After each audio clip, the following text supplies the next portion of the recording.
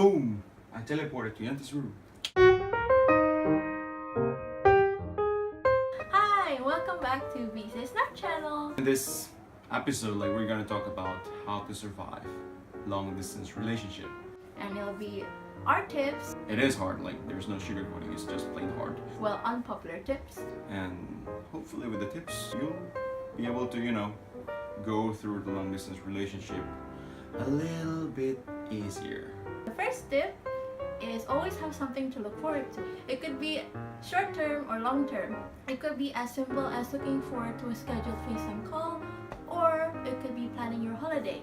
Abraham and I, because we live so far away from each other, we tend to visit each other, whether it's me going to Sweden or Abraham going to Indonesia, and this can take several months, like getting a ticket and getting the visa and everything and sorting out the itinerary. So even those crucial struggles and essentials, those elements do add up to the excitement. For Abraham and I, we both like to travel, so we always have a list of places where we want to go and things that would interest us in certain countries or certain cities, even in Indonesia or even in Sweden. So it could be as simple as planning ahead to where you want to go next. So the next tip would be do not, I repeat, do not do FaceTime calls or Skype on a daily basis. Apparently, it's not good for you.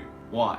Seems like you're not living in the present, but instead you're living there where your partner is. For example, since I live in Sweden, the clock in Sweden is like GMT +1 or +2 in the summer, and in Indonesia, in this case in Jakarta, it's GMT +7. I need to add the clock for 5 or 6 hours. And it's so complicated since when it's the morning in Stockholm, it's already noon in Indonesia. When it's afternoon in Stockholm, it's already late night in Indonesia.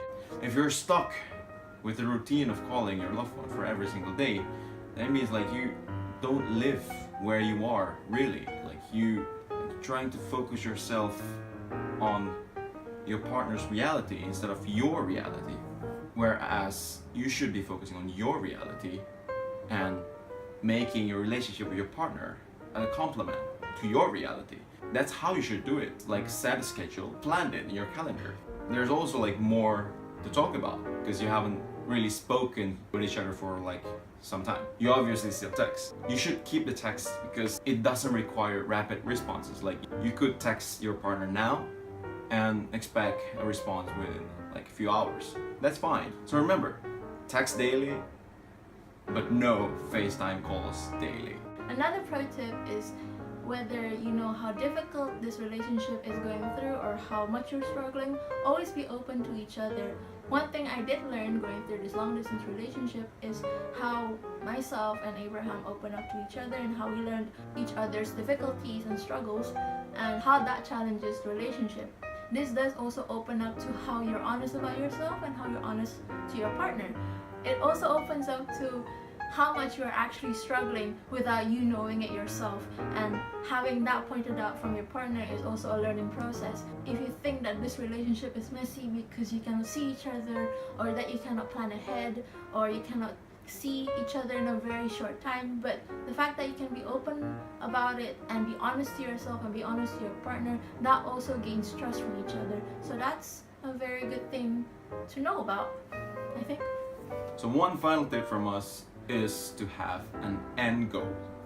Now the situation is you're far away from your partner, and no matter how you applied our previous tips and other tips you may have heard from elsewhere, the most important thing is to have an end goal. It could be for you to get married, or for you to move to your partner's place, or your partner to move to your place. In our case, it's we're gonna get married in the future, and Andy's gonna move to Stockholm, and we're gonna live our lives there. So that's our end goal, and we're striving to achieve that end goal. It's not easy. Yeah, it's setting your eyes on the end goal and having that clear vision of what you want to be with them. So that's how you should think about it. That's how you survive a long distance relationship, having an end goal. So those are our unpopular long distance relationship tips. And we hope it's gonna help you making your relationship a bit easier Somehow. somehow. So in the end of the day, reflect on yourself and your relationship.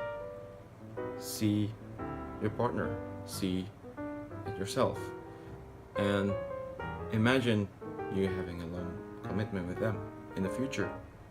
Could you imagine that? I mean, if you could, then it's probably worth it. And if it's worthwhile, It's worthwhile. Bye! bye.